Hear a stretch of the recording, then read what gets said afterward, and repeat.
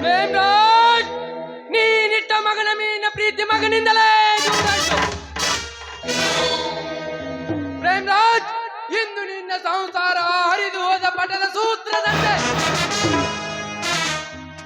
ಪ್ರೇಮ್ರಾಜ್, ನನ್ನ ಮನೆತನಕ್ಕೆ ಮಾಡಿದ ಮೋಸ ದಿನೇ ದಿನೇ ನನ್ನ ಸ್ಮತಿಯ ಚಕ್ರದಲ್ಲಿ ತಿರುಗುತ್ತಿದೆ. ಆ ಸೇಡು ತೀರಿಸಿಕೊಳ್ಳೋಸ್ಕರ ಇಂದು ನಾನು ನಿನ್ನ ಮನೆ ಸೇರಿ ನೀನು ಮಾಡುವ ಒಂದೊಂದು ಕಳ್ಳ ವ್ಯಾಪಾರವನ್ನು ಕಂಡು ಅದೇ ಕಳ್ಳ ವ್ಯಾಪಾರದಲ್ಲಿ ಸಾವು ಬರುವಂತೆ ಮಾಡುವೆ.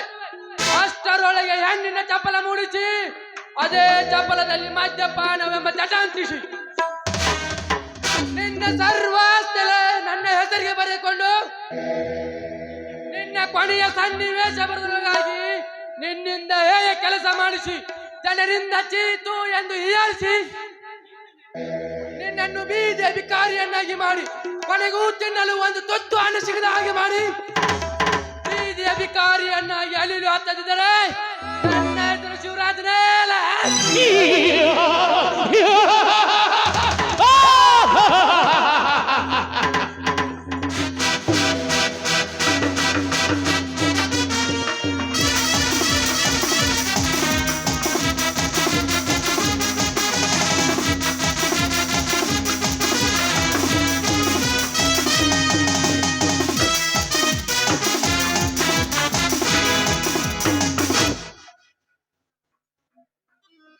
ಮಳೆಗೆ ದ್ರೋಹ ಬಗೆಯೋ ಬಾಂಡನ ಮಗನೇ, ನೀನಾಡುವ ಒಂದೊಂದು ಮಾತು ಮರೆಯಲ್ಲಿ ನಿಂತು ಕೇಳಿಸಿಕೊಂಡೆ.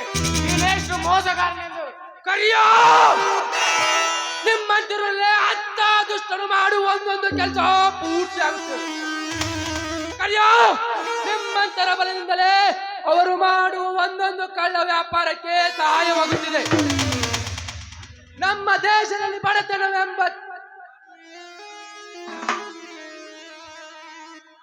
ಸ್ವಾತಂತ್ರ್ಯ ಸಿಕ್ಕುವ 50 ವರ್ಷಗಳ ಕಾಲ ಗತಿಸಿ ಹೋದರೂ ಬಡತನವೆಂಬ ಕರಾಳ ಛಾಯವು ದಿನೇ ದಿನೇ ತಾಂಡವಾಗುತ್ತಿದೆ. ಎಲ್ಲಿ ನೋಡಿದರೂ ಕಲಬೆರಿಕೆ, ಆಹಾರ ಕಲಬೆರಿಕೆ, ಔಷಧ. ಹೀಗಾಗಿ ನಮ್ಮ ದೇಶ ವಿನಾಶದಂಚಿನಲ್ಲಿ ಬಂದು ನಿಂತಿದೆ.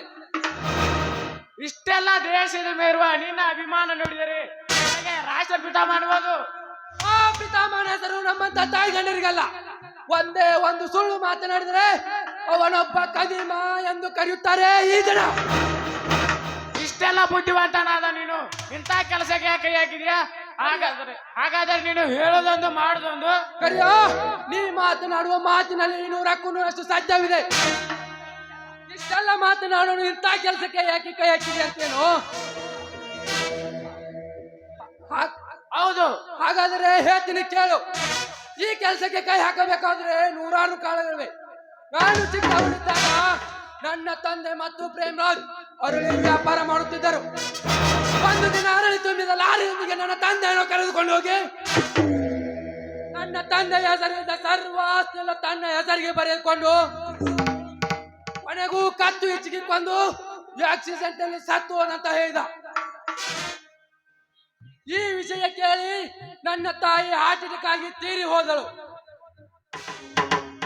ನನ್ನ ತಾಯಿಯ ಮರಣದಂಡೆ ವಾರ್ತೆಗಳು ಕೇಳುತ್ತಲೇ ನನ್ನ ತಾಯಿಯ ಸಂಬಂಧಿಕರು ನನ್ನನ್ನು ತಮ್ಮ ಊರಿಗೆ ಕರೆದುಕೊಂಡು ಹೋಗಿ ದೊಡ್ಡವನನ್ನಾಗಿ ಮಾಡಿದರು. ನನಗೆ ತಿಳುವಳಿಕೆ ಬಂದ ಮೇಲೆ ಗೊತ್ತಾಯ್ತು ನನ್ನ ತಾಯಿ ಸಾವಿಗೆ ಕಾರಣ ಆದ ಈ ಪ್ರೇಮ್ರಾಜನೇ ಅಂತ. ಅಂದಿನವರೆಗೂ ಅವನ ಮುಗಿಸುವ ಕಾಲ ಎಂದು ಬರಂತೆ ಅಂತ ಕಾದುಕೊಳ್ಳುತ್ತೇವೆ. ಕರಿಯೋ, ನಾನು ಕುಸೇಳು ಸರಿಲ್ಲವೇ? ಸರಿ ಇಲ್ಲದಿದ್ದರೆ ನಿನ್ನ ಕೈಲಿರುವ ಕೊಡಲಿಂದ ರುಂಡ ಚಂಡ. ಶಿವರಾಜಪ್ಪ, ದಯವಿಟ್ಟು ನನ್ನನ್ನ ಸಿಟ್ಟಿನ ಆವೇಶದಲ್ಲಿ ಏನೇನೋ ಮಾತಾಡಿಬಿಟ್ಟೆ. ಶಿವರಾಜಪ್ಪ, ನೀವೇಗೆ ಸೇರಿಟ್ಟುಕೊಂಡು ಈ ಮನೆ ಸೇರಿದರು? ನಾನು ಒಂದು ಕಾರಣ ಇಟ್ಟೆ ಈ ಮನೆ ಸೇರಿದೆ. ಶಿವರಾಜಪ್ಪ, ನನ್ನ ಮನೆತನ ಬಡತನದಲ್ಲಿ ಬಂದದ್ದು. ತಿನ್ನಲು ತುತ್ತು ಅನ್ನ ಇರಲ ಸ್ಥಿತಿಯಲ್ಲಿ ನನ್ನ ತಂದೆ ನನ್ನನ್ನು ಓದಿಸಿ ವಿದ್ಯಾವಂತನಾಗಿ ಮಾಡಿದ. ನನ್ನ ಮನೆಯಲ್ಲಿ ನನ್ನ ತಂದೆ ನನ್ನ ಹಿಂದೆ ಹುಟ್ಟಿದ ಒಬ್ಬಳು ಕುರುಡು ತಂಗಿ. ಹೀಗಿರುವಾಗ ನನ್ನ ತಂದೆ ಅನಾರೋಗ್ಯದಿಂದ ಬಳಲಿ ಶಿವನ ಸಾನ್ನಿಧ್ಯ ಸೇರಿದರು. ನನ್ನ ಮನೆಯ ಪರಿಸ್ಥಿತಿಗಾಗಿ ನಾನೇ ಮುಂದೆ ಸರ್ಕಾರಿ ನೌಕರಿ ಹುಡುಕಲು ಸಾಧ್ಯವಾಗಲಿಲ್ಲ. ಶಿವರಾಜಪ್ಪ, ನನ್ನ ಕುರುಡು ತಂಗಿಯ ಜೋಪಾನ ಮಾಡಲು ಈ ಪ್ರೇಮರಾಜ್ ಸ್ನೇಹಿತನ ಮಿಲ್ಲಿನಲ್ಲಿ ಮಿಲ್ ಮ್ಯಾನೇಜರ್ ಅಂತ ಕೆಲಸಕ್ಕೆ ಸೇರಿದೆ. ಒಂದು ದಿನ ಈ ಪ್ರೇಮರಾಜ್ ನಮ್ಮ ಮನೆಗೆ ಬಂದು ನನ್ನ ತಂಗಿಯ ಶೀಲಾರನ ಮಾಡಿ ಹೊರಟೋಗಿದ್ದ. ನಾನು ಮನೆಗೆ ಬಂದಾಗ ನನ್ನ ತಂಗಿ ಸಾವಿನಂಚಿನಲ್ಲಿ ತೊಳ್ಳಾಡುತ್ತಿದ್ದಳು. ಅವಳನ್ನು ವಿಚಾರಿಸಲಾಗಿ ನಾನು ದುಡಿಯುವ ಮಿಲ್ಲಿನ ಮಾಲೀಕ ನನ್ನ ಸ್ಥಿತಿಗೆ ಕಾರಣ ಎಂದು ಹೇಳಿ ಸತ್ತು ಹೋದಳು.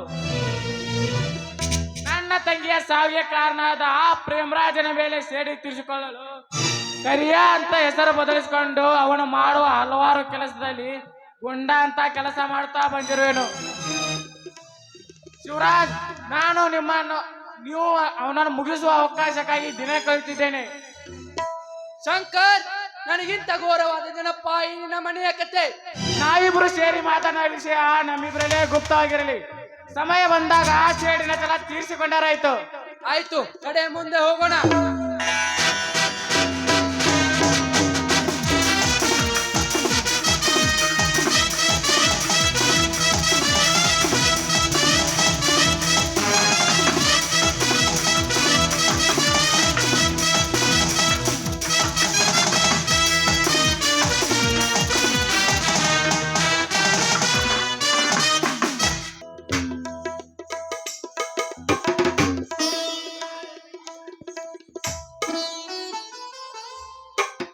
ಅತ್ತಿಗೆ, ಏನಾಗಿದೆ ಅಮ್ಮ? ಹೀಗ್ಯಾಕೆ ಮಲಗಿದ್ರಿ?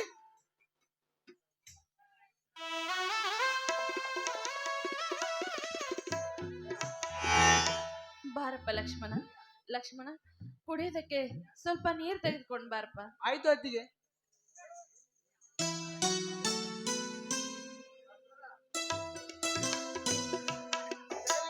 ಕುಡೀರಿ ನೀರನ್ನು. ಅತ್ತಿಗೆ, ನೀರು ಕುಡಿದಂತ ವಾಂತಿ ಮಾಡುತ್ತಿದ್ದೀರಲ್ಲ? ಲಕ್ಷ್ಮಣ, ಯಾಕೋ 2 ದಿನದಿಂದ ವಾಂತಿ ಆಗ್ತಾ ಇದೆ, ಹೊಟ್ಟೆಯಲ್ಲೆಲ್ಲ ಸಂಕಟವಾಗ್ತಾ ಇದೆ. ಅತ್ತಿಗೆ, ನಿಮಗೆ 2 ದಿನಗಳು ತ್ರಾಸಾಗುತ್ತಿದ್ದರೆ ನೀವೇಕೆ ನಮ್ಮ ಹತ್ತಿರ ಹೇಳಿಲ್ಲ? ಏನಾದರೂ ಜೀವಕ್ಕೆ ಹೆಚ್ಚು ಕಮ್ಮಿ ಇದ್ರೆ ಏನು ಮಾಡ್ತಿದ್ದೀರಿ? ಅತ್ತಿಗೆ, ನೀವು ರೆಸ್ಟ್ ತೆಗೆದುಕೊಳ್ಳಿ, ನಾನು ಹೋಗಿ ಡಾಕ್ಟರ್ ಅನ್ನು ಕರ್ಕೊಂಡ್ ಬರ್ತೀನಿ.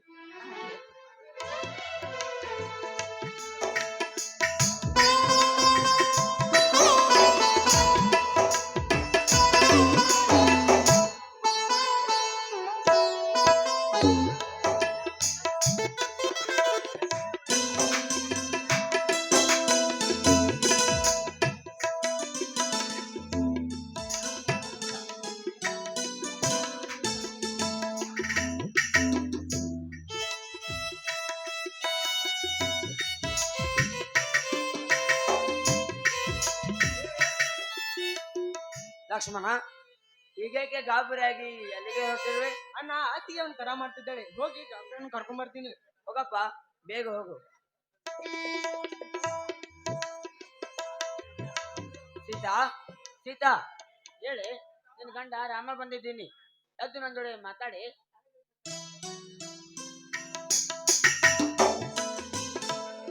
ಏನ್ರಿ, ಹೊಲದಿಂದ ಯಾವಾಗ ಬಂದ್ರಿ? ಬಂದು ಬಹಳ ಹೊತ್ತಾಯ್ತೇನ್ರಿ? ಯಾಕೆ ಸೀತಾ, ದಿನಾಲು ನಗ್ನಗ್ತಾ ಇರ್ತಿದ್ದಲ್ಲ, ಇವತ್ತೇಕೆ ಹುಚ್ಚರ ಹಾಗೆ ಮಾತನಾಡ್ತಿರುವೆ? ನೀನು ಹೀಗೆ ಮಾತನಾಡೋದನ್ನು ನೋಡಿದರೆ ನನಗೆ ಹುಚ್ಚು ಹಿಡಿ ಅಂತ ಸೀತಾ. ಸೀತಾ, ಸರಿಯಾಗಿ ಮಾತಾಡಿ ಸೀತಾ, ಸರಿಯಾಗಿ ಮಾತಾಡು. ರೀ ರೀ, ನನಗೆ 2 ದಿನದಿಂದ ವಾಂತಿ ಆಗ್ತಾ ಇದೆ ರೀ.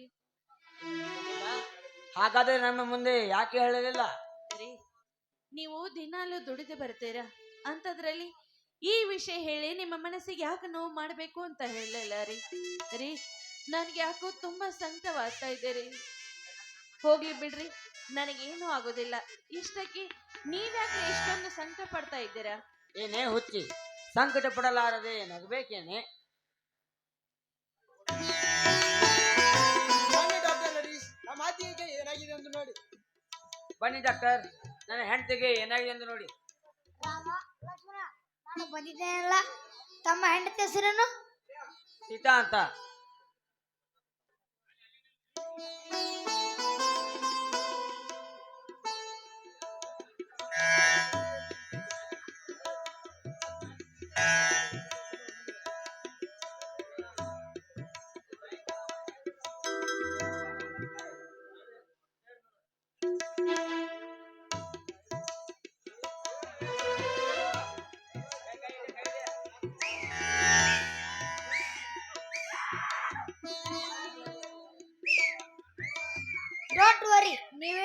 ಅವಶ್ಯಕತೆ ಇಲ್ಲ. ನಾನು ಔಷಧವನ್ನು ಬರೆದುಕೊಡುತ್ತೇನೆ. ಸರಿಯಾದ ಸಮಯಕ್ಕೆ ಕೊಡ್ರಿ. ಡಾಕ್ಟರ್, ಏನಾಗಿದೆ ನನ್ನ ಅತ್ತಿಗೆಗೆ? ಡಾಕ್ಟರ್, ಏನಾಗಿದೆ ನನ್ನ ಹೆಂಡತಿಗೆ?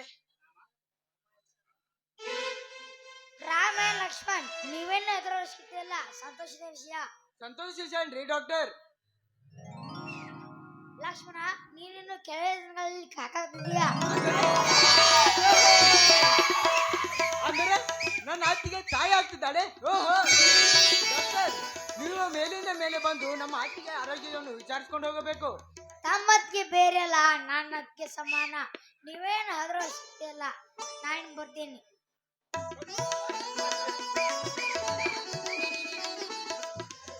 ಅಣ್ಣ, ನೀನು ಅಪ್ಪ ಆಗ್ತಿದೀಯಾ, ನಾನು ಚಿಕ್ಕಪ್ಪ ಆಗ್ತಿದ್ದೀನಿ. ತುಂಬಾ ಸಂತೋಷ ಆಯ್ತು ಅಣ್ಣ. ನಾನು ಕಮಲಾದೇವಿಗೆ ಹೋಗಿ ತೆಂಗಿನಕಾಯಿ ನೋಡ್ಸ್ಕೊಂಡ್ ಬರ್ತೀನಿ.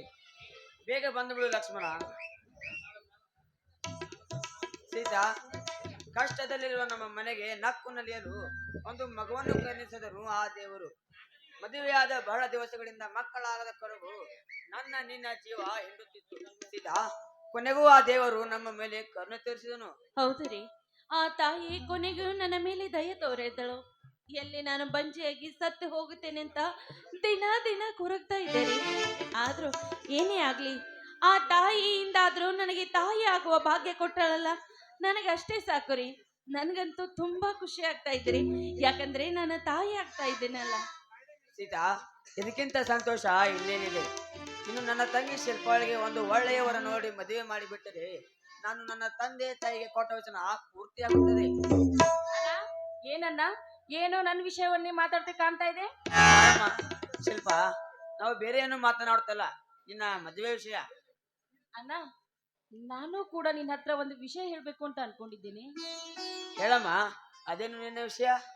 ಅಣ್ಣ, ನಾನೀಗಾಗ್ಲೇ ಒಬ್ರನ್ನ ಪ್ರೀತಿಸ್ತಾ ಇದ್ದೀನಿ ಅಣ್ಣ.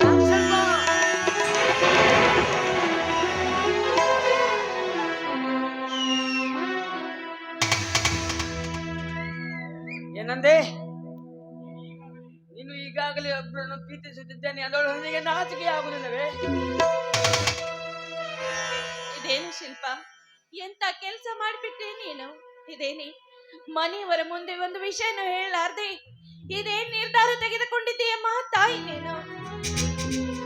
ಇಷ್ಟು ದಿನ ನನ್ನ ತಂಗಿ ಒಳ್ಳೆಯವಳೆಂದು ಜಂಬ ಕೊಚ್ಚಿಕೊಳ್ಳುತ್ತಿದ್ದೆ. ಇನ್ನು ನನ್ನ ತಂಗಿ ಕಾಲು ಜಾರಿದವಳು. ಅಣ್ಣ, ಅತ್ತಿಗೆ ನಿಮ್ಮ ಹೆಸರಿಗೆ ಕಳಂಕ ತರುವಂತ ಕೆಲಸ ನಾನು ಮಾಡಿಲ್ಲ, ಮಾಡೋದಿಲ್ಲ. ಸತ್ಯವಾಗಿಯೂ ನನ್ನ ಮಾತನ್ನು ನಂಬು ಅತ್ತಿಗೆ.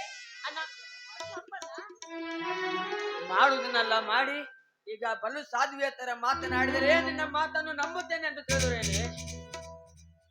ಈ ನಿನ್ನ ಅಣ್ಣನ ಮನೆ ಹಿರಿಯರ ಕಾಲದಿಂದ ಮರ್ಯಾದೆಯಿಂದ ಬಾಳಿದ ಮನೆ. ಈ ಮನೆತನಕ್ಕೆ ಮಸಿ ಬೆಳೆಯುವ ಹೇಯ ಕಾರ್ಯವೆಸಗೆ ಬಿಟ್ಟೆಯಲ್ಲಮ್ಮ.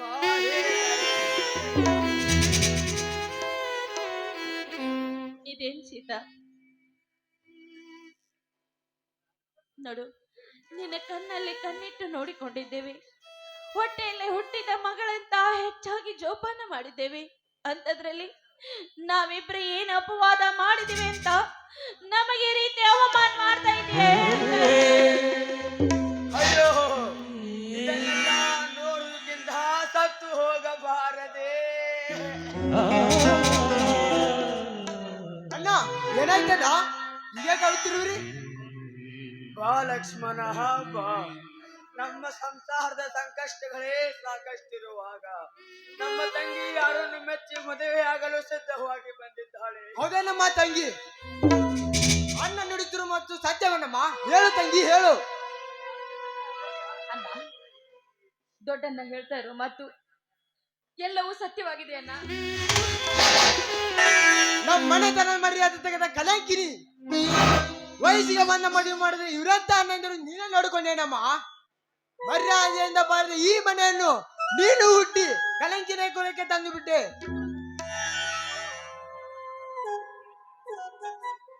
ನಮ್ಮ ಮನೆತನದ ಮರ್ಯಾದೆಯನ್ನು ಕಳೆದು ಬಿಟ್ಟೆಯಲ್ಲಮ್ಮ. ನೀನು ಚಿಕ್ಕವಳಿರುವಾಗ ನಾನು ಹಸಿದು ತಿನ್ನಲಾಗದೆ ಮನೆಯಲ್ಲಿ ನನ್ನ ತಂಗಿ ತಿನ್ನಲಿ ಎಂದು ನಿನ್ನನ್ನು ತಿನ್ನಿಸಿ ಉಣಿಸಿ ದೊಡ್ಡವಳನ್ನಾಗಿ ಮಾಡಿದ ನಿನ್ನ ಅಣ್ಣನಿಗೆ ಸರಿಯಾಗಿ ಪಾಠ ಕಲಿಸಿದೆಯಮ್ಮ. ನೀನು ಹೆಣ್ಣಾಗಿ ಹುಟ್ಟಲಿಲ್ಲಮ್ಮ, ನಮ್ಮ ಮನೆಗೆ ಹುಣ್ಣಾಗಿ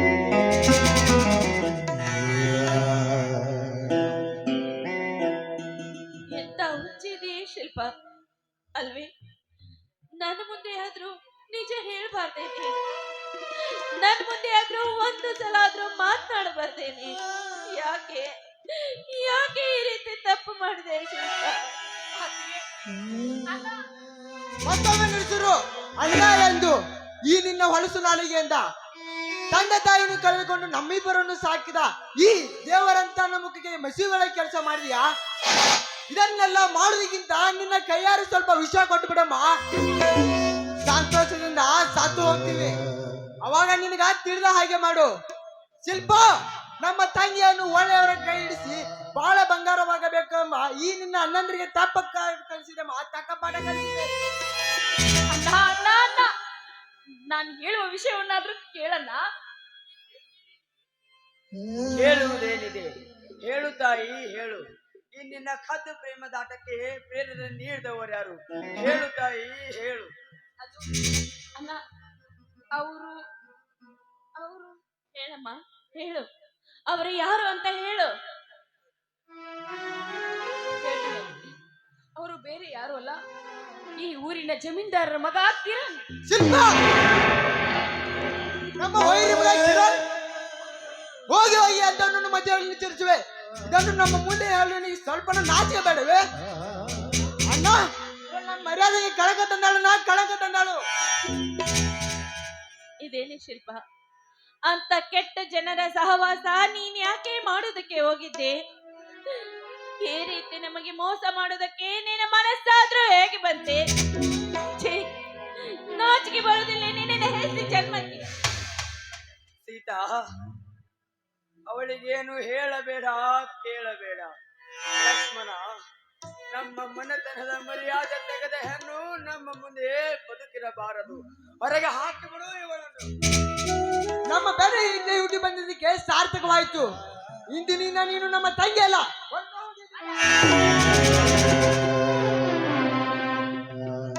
ನೀನು ಲಕ್ಷ್ಮಣ, ನೀವು ಏನ್ ಬೇಕಾದ್ರೂ ಶಿಕ್ಷೆ ನನಗೆ ಕೊಡಿ, ನಾನು ಸಹಿಸಿಕೊಳ್ಳುತ್ತೇನೆ. ನಿಮ್ಮ ತಂಗಿ ಏನು ತಪ್ಪು ಮಾಡಲೆಂದು ಈ ರೀತಿ ಎಲ್ಲರೂ ಕೂಡಿ ಚಿತ್ರಿಸಿಕೊಡುತ್ತೀರಿ. ನಿಮ್ಮ ತಂಗಿ ಏನಾದರೂ ತಪ್ಪು ಮಾಡಲಿ ಅಥವಾ ಯಾರ ಬೆನ್ನ ಹಿಂದೆ ಓಡಿರುವೆ ಬೇರೆ ಮನೆ ಹೆಣ್ಣುಗಳ ಹಾಗೆ ನಿಮ್ಮ ತಂಗಿಯನ್ನು ಬೇರೆ ಯಾರ ಬೆನ್ನ ಹಿಂದೆ ಓಡಿ ಹೋಗಿ ಕದ್ದು ಕಾಮದಾಟವಾಡಿ ಬಸ್ಸು ಏನಾಗಿಲ್ಲ. ಮಿಸ್ಟರ್ ರಾಮ ಲಕ್ಷ್ಮಣ, ಈ ಹೊತ್ತಿನವರೆಗೆ ನಾನು ನಿಮ್ಮ ಜೊತೆ ಮಾತನಾಡುತ್ತಿರುವೆ. ನೀವು ನಮ್ಮ ಮಾತಿಗೆ ಕಳ್ಳಿ ಮರುತ್ರ ಕೊಡದಾ ಇರಿ. ಏಕೆ? ನಿಮ್ಮ ಮನಸ್ಸಿನಲ್ಲಿ ಆತಂಕವೇ ನಾನು ನಿಮ್ಮ ಒಳ್ಳೆಯ ಮಗನೆಂದು. ನೋಡಿ, ನಿಮ್ಮ ತಂಗಿಯೇನು ಕೆಟ್ಟವಳಲ್ಲ, ನೀವು ತಿಳಿದವರು. ನಾನು ನಿಮಗೆ ಹೆಚ್ಚಿಗೆ ಹೇಳ ಬಯಸುವುದಿಲ್ಲ. ನಾನಿನ್ನೂ ಬರ್ತೀನಿ. ನಮ್ಮ ತಂಗಿ ಎಲ್ಲೂ ಕಾಲು ಜಾರಿದಳು ಎಂದು ಅನುಮಾನ ಪಟ್ಟಿದ್ದೆವು. ಹೌದು ಕಿರಣ್, ಮನೆಯ ಮರ್ಯಾದೆ ಪ್ರಶ್ನೆ ಆಗಿತ್ತು, ಅದಕ್ಕೆ ಕೇಳಬೇಕಾಯ್ತು. ಅವಳೇನು ಅಂತ ಕಾರ್ಯಕ್ಕೆ ಕೈ ಹಾಕಿಲ್ಲ. ನಿಮ್ಮ ತಂಗಿಯನ್ನು ನಾನು ನನ್ನ ಮನಸಾರೆ ಪ್ರೀತಿಸಿದ್ದೇನೆ. ನೀವು ಒಪ್ಪಿಗೆ ಇದ್ದರೆ ನೀವು ಅವಳು ನನಗೆ ಕೊಟ್ಟು ಮದುವೆ ಮಾಡಿಕೊಡಿ. ಶಿಲ್ಪ, ಇದಕ್ಕೆ ನಿನ್ನ ಒಪ್ಪಿಗೆ ಇದೆ ನಮ್ಮ ಅಣ್ಣ. ನಿಮ್ಮೆಲ್ಲರ ಒಪ್ಪಿಗೆಯೇ ನನ್ನ ಒಪ್ಪಿಗೆ. ಕಿರಣ್, ನಿನಗೆ ಕೊಡಬೇಕಾದ ವರೋಪಚಾರ ನೀವು ಹೆಚ್ಚಿಗೆ ಏನು ಆಡಂಬರವಿಲ್ಲದೆ ನೀವೇ ಮುಂದೆ ನಿಂತು ಮದುವೆ ಮಾಡಿಕೊಟ್ರೆ ಸಾಕು. ನಿಮ್ಮ ತಂಗಿಯನ್ನು ಸಂತೋಷದಿಂದ ನಮ್ಮ ಮನೆ ತುಂಬಿಸಿಕೊಳ್ಳುತ್ತೇನೆ. ನನಗೆ ಅರ್ಜೆಂಟ್ ಕೆಲಸವಿದೆ, ನಾನಿನ್ನು ಬರ್ತೀನಿ.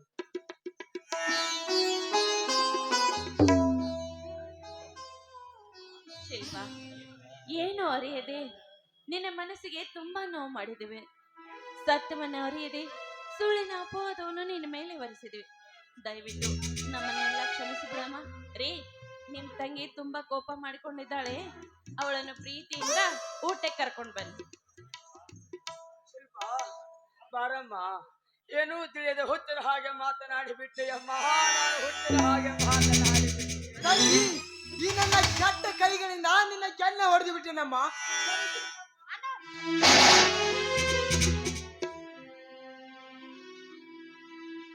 ಅಣ್ಣ, ಇರ್ಲಿ ಬಿಡೋಣ, ಏನೋ ಆಗಿದ್ದಾಗೋಯ್ತು. ನಾನೇನು ನನ್ನ ಮನಸ್ಸಿಗೆ ಹಚ್ಕೊಂಡಿಲ್ಲ. ಅವ್ರ ಜೊತೆ ನನ್ನ ಮದುವೆ ಮಾಡೋದಕ್ಕೆ ಒಪ್ಕೊಂಡ್ರಲ್ಲ, ನನಗೆ ಅದೇ ಸಂತೋಷ. ಬನ್ನಿ. ನಡಿಯಮ್ಮ, ಒಳಗೆ ಹೋಗೋಣ.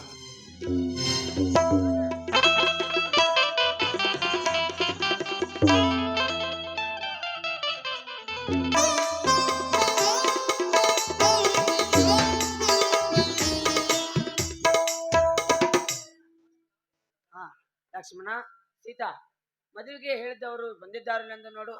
ಅವರು ಬರದಿದ್ದರೆ ಅವರನ್ನು ಕರೆಯಲು ಯಾರನ್ನಾದರೂ ಕಳಿಸು. ಆಯ್ತಾನ? ರೀ, ನೀವು ಹೋಗ್ರಿ. 2 ಹೂವಿನ ಮಾಲೆ, ತಾಳಿ, ಮುಖ್ಯವಾಗಿ ತವರ ಮನೆ ಕುಂಕುಮ, ಅರಿಶಿಣದ ತಟ್ಟೆ ಇವೆಲ್ಲವನ್ನು ತೆಗೆದುಕೊಂಡು ಬನ್ನಿ.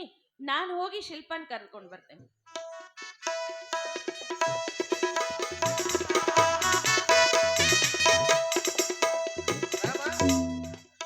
ರಾಮ ಲಕ್ಷ್ಮಣ ಟೈಮ್ ಐತ ಮಂಗಲ್ಯ ಪುರೋಹಿತರೆ, ಕರೆ ತರಲು ನನ್ನ ಅತ್ತಿಗೆ ಹೋಗಿದ್ದಾಳೆ.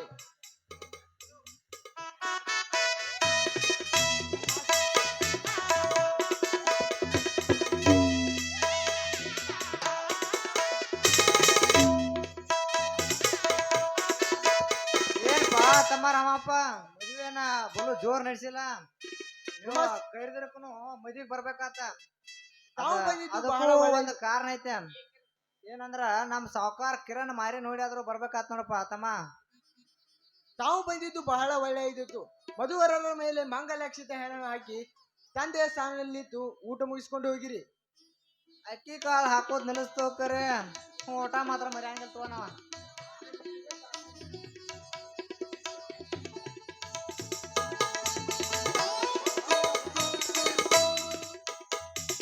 ನಮಸ್ಕಾರ, ಬನ್ನಿ ಡಾಕ್ಟರ್.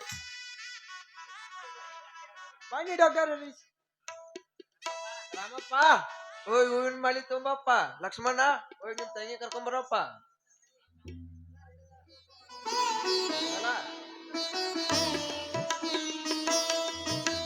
ಶಿಲ್ಪ, ಕುಳಿತುಕೊಳ್ಳಮ್ಮ.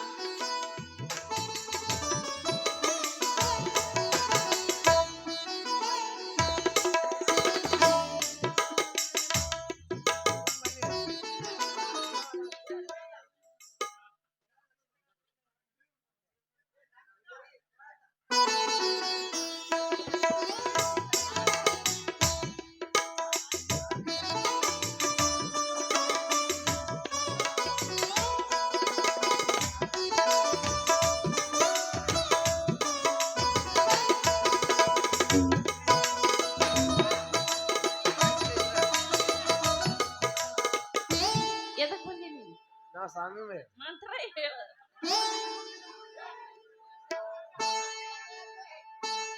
ಓಂ ಮಾಂಗಲ್ಯಂ ತಂತು ನಾನೇ ಜೀವನ ಏತು ನಾನೇನಿಲ್ಲ.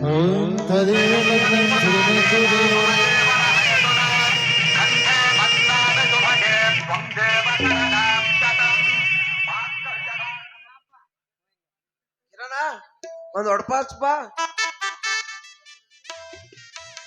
ಅಮಾಸಿ ಕತ್ಲಿ ಗೋಧಿ ಬೆತ್ಲಿ ನಾನು ಹೆಂಡತಿ ಹೆಸರು ಕೇಳ್ತೇನೋ ಸ್ವಾಮಿ, ನೀನ್ ಹೆಣ ಎತ್ಲಿ.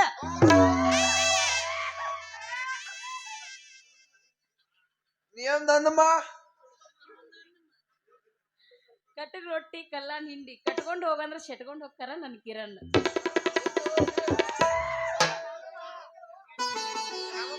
ದೊಡ್ಡ ಹೊಟ್ಟಿದ ಹೋಗ್ ನಾವೇನ. ಲಕ್ಷ್ಮಣ, ಇವ್ರಿಗೆ ಏನು ಕೊಡ್ಬೇಕಲ್ಲ ಕೊಟ್ಟ ಮನೆ ಕಳಿಸ್ಕೊಡ.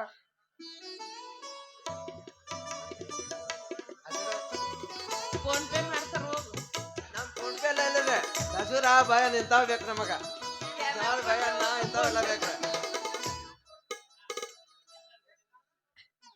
ಎಲ್ಲರೂ ಊಟ ಮುಗಿಸ್ಕೊಂಡು ಹೋಗ್ರಿ. ರಾಮಪ್ಪ, ಮದ್ವಿಗೇನ ಕುದುರೆ ಪದ್ರಿ ಕಡ್ದನ ಏನ? ಏನ ಬರೀ ಹೋಗ್ಯೇನೋ, ಬರೀ ಎಲ್ಲ ತರ ಅದಾಗೈತೆ.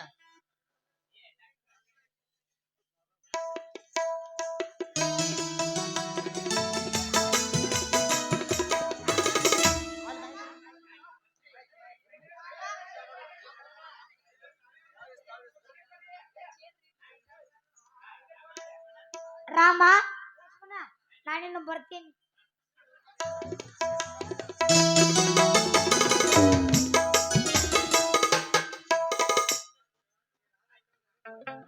ಆಯ್ತು ಗುಮಾಸ್ತರೆ, ತಾವು ಛತ್ರಲ್ಲಿ ಊಟ ಮುಗಿಸ್ಕೊಂಡು ಹೋಗ್ರಿ.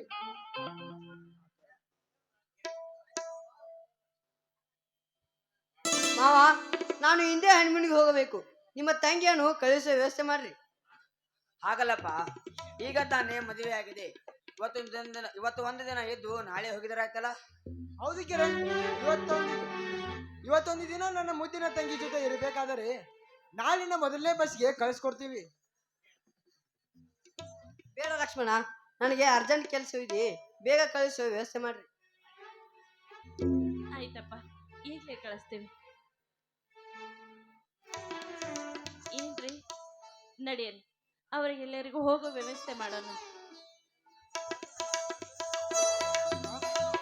ಅತ್ತಿಗೆ ತಂಗಿ ಮನೆ ಬಿಟ್ಟು ಹೊಸದಾಗಿ ತನ್ನ ಗಂಡನ ಮನೆಗೆ ಹೋಗ್ತಿದ್ದಾಳಂದ್ರೆ ಯಾವ ಅಣ್ಣಂದಿರಿಗೆ ನೋವಾಗುದಿಲ್ಲಮ್ಮ. ಹೌದು ಸೀತಾ, ಇಷ್ಟು ದಿನ ನನ್ನ ತಂಗಿಯನ್ನು ಬಿಟ್ಟು ಒಂದು ಕ್ಷಣನೂ ಇರುತ್ತಿರಲಿಲ್ಲ. ಈಗ ಅವಳು ತನ್ನ ತವರು ಮನೆಯನ್ನು ಬಿಟ್ಟು ಗಂಡನ ಮನೆಗೆ ಮೊದಲ ಸಲ ಹೊರಟಿರುವಾಗ ದುಃಖವಾಗುವುದಿಲ್ಲವೇ ಸೀತಾ, ದುಃಖವಾಗುವುದಿಲ್ಲವೇ? ಬಸ್ಸಿನ ವೇಳೆ ಆಗ್ತಾ ಇದೆ, ಬೇಗ ಕಳಿಸೋ ವ್ಯವಸ್ಥೆ ಮಾಡ್ರಿ.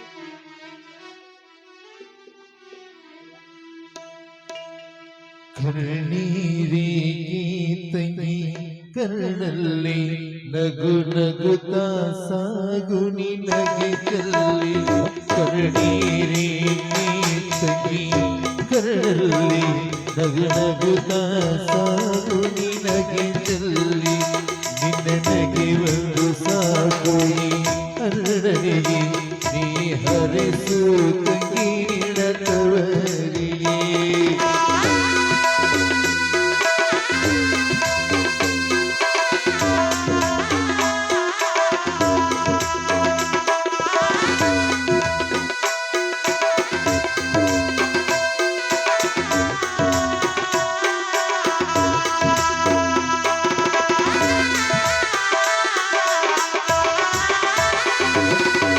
ತವರಿನ ತಾವರೆ ನೀನಾಗಿ ಗಂಡನ ಮನೆಗೆ ಬೆಳಕಾಗಿ.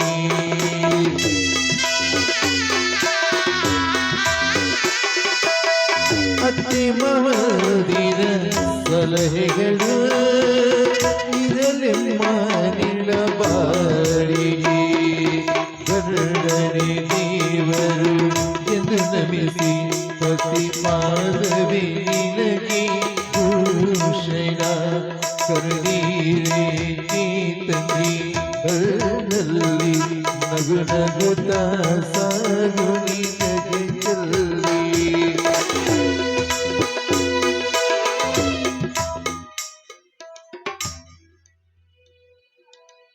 ನೋಡಮ್ಮ,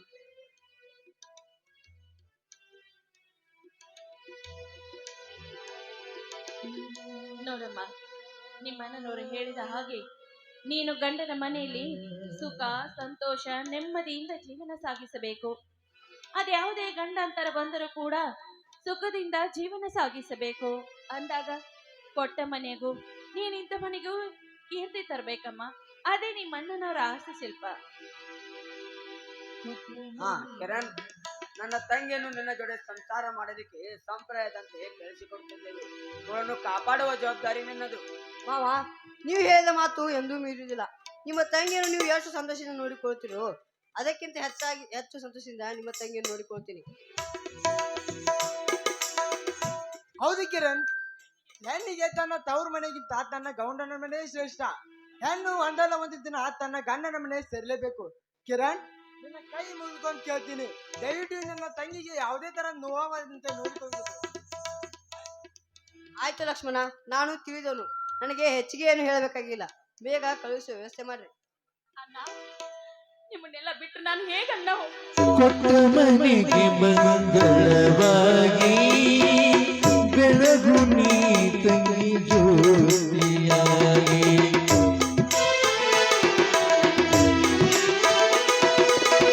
ತುಂಬಿದ ಮನೆಗೆ ಹೆಸರಾಗಿ ನಡಿಬೇಕು ತಂಗಿ ತಲೆಬಾಗಿ. ಸತಿ ಸಂಸಾರದಲ್ಲಿ ಶಿಲ್ಪ, ಇದುವರೆಗೆ ನೀನು ಈ ಅಣ್ಣನ ಮನೆಯಲ್ಲಿ ಅರಳಿದ ಹೂವಿನ ಮಲ್ಲಿಗಾಗಿ ಬೆಳೆದಿರುವೆ. ನೀನು ಈ ಬಡತನದಲ್ಲಿ ಬೆಳೆದರೂ ನಾನು ನಿನಗೆ ಯಾವುದೇ ತರಹ ಕೊರತೆ ಮಾಡಿರಲಿಲ್ಲ. ಶಿಲ್ಪ, ಇಂದು ನೀನು ಈ ಅಣ್ಣಂದಿರನ್ನು ಬಿಟ್ಟು ಗಂಡನ ಮನೆಗೆ ಹೊರಟಿರುವ ತಾಯಿ. ಹೌದಮ್ಮ, ನಿನ್ನ ಗಂಡ ಒಳ್ಳೆಯವನಾದರೆ ನಿನ್ನ ಮಾವ ಸ್ವಲ್ಪ ಮುಂಗುಪಿ. ಹುಟ್ಟಿದ ಮನೆಗೆ ಮತ್ತು ಕೊಟ್ಟ ಮನೆಗೆ ಕೀರ್ತಿ ತರೋ ಒಳ್ಳೆ ಗರತಿದ್ದೆ ಹಂಗಾಗಿ ಬಾಳಮ್ಮ. ಅಣ್ಣ, ಅತ್ತಿಗೆ, ನಿಮ್ಮ ಮಾತಿನ ಪ್ರಕಾರ ಈ ನನ್ನ ತವರ ಮನೆಗೆ ಯಾವತ್ತು ಕಳಂಕ ತರುವ ರೀತಿ ನಾನು ನಡೆದುಕೊಳ್ಳೋದಿಲ್ಲ. ಗಂಡನೇ ದೇವರು ಅಂತ ಪೂಜಿಸಿ ಈ ಮನೆಯ ಹೆಸರನ್ನು ತರ್ತೀನಿ. ಈ ನನ್ನ ತವರ ಮನೆಯನ್ನು ಆಕಾಶದ ಎತ್ತರಕ್ಕೆ ಬೆಳೆಸ್ತೀನಿ. ಅಣ್ಣ, ಈ ನಿನ್ನ ತಂಗಿ ಸದಾ ಕಾಲ ಮುತ್ತೈದೆ ಆಗಿರ್ಲಿ ಅಂತ ಆಶೀರ್ವಾದ ಮಾಡೋಣ. ತೆಗಿಬ್ಯಾಡ ತಂಗಿ ಕಣ್ಣಾಗ ನೀರ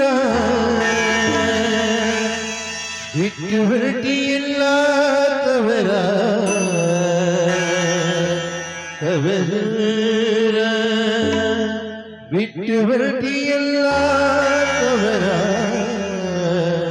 ತವರೂರ ತೆಗಿಬ್ಯಾಡ ತಂಗಿ ಕಣ್ಣಾಗ ನೀರ ತೆಗಿಬ್ಯಾಡ ತಂಗಿ ಕಣ್ಣಾಗ ನೀರ ಬಿಟ್ಟು ಹೊರಟಿಯಲ್ಲ ತವರ ತವರೂರ ಬಿಟ್ಟು ಹೊರಟಿಯಲ್ಲ ತವರ ತವರೂರ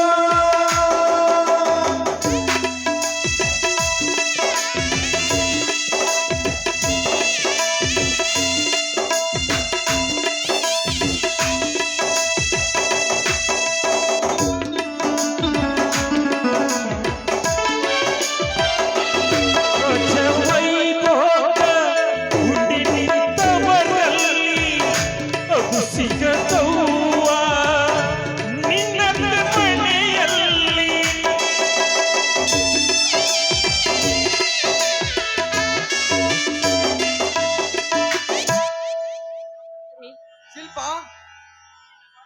ಇದು ನಿನ್ನ ಬಾಳೆ ಕಲಿಸುವ ವೃಕ್ಷಮ್ಮ. ಈ 5 ಮುತ್ತುಗಳು ನೀನು ಚೆನ್ನಾಗಿ ಅರ್ಥಕೊಂಡರೆ ನೀನು ಜೀವನ ಪರ್ಯಂತ ಸುಖವಾಗಿರುವುದು. ಅವಳು ನಮ್ಮ ತವರ ಮನೆ ಹೆಸರನ್ನು ತಂದೆ ತರ್ತಾಳೆ ಎಂಬ ನಂಬಿಕೆ ನನಗಿದೆ. ಬನ್ರಿ, ತುಂಬಾ ಹೊತ್ತಾಯ್ತು, ಬನ್ನಿ ಊಟ ಮಾಡೋಣ.